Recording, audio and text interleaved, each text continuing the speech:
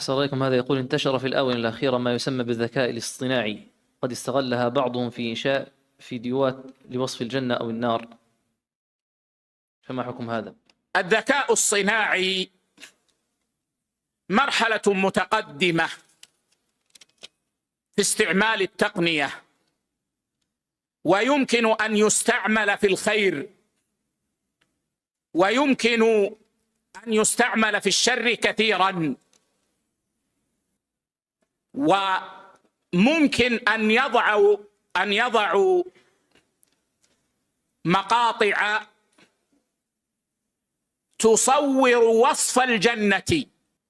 فهل هذا جائز؟ الجواب لا، لأن الذي في الجنة لا يعلمه إلا الله، إنما هي أسماء وأوصاف، أما الذي في الجنة فهو أعلى من هذا.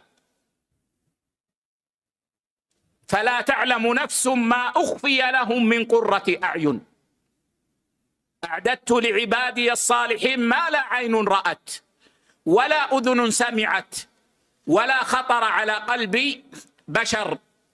والغيبيات توقيفيات، فيجب الوقوف عند النص وعدم تجاوز هذا.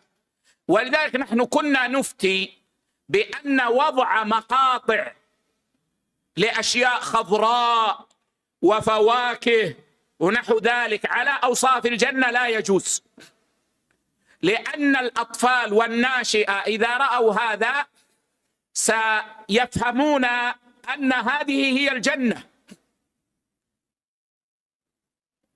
وهذه أمور توقيفية. وكذلك أرى والله أعلم أن كل أمر غيبي يحرم أن يتدخل فيه بالذكاء الصناعي أو غيره، وإنما يقتصر فيه على التوقيف على ما ورد في النصوص. نعم.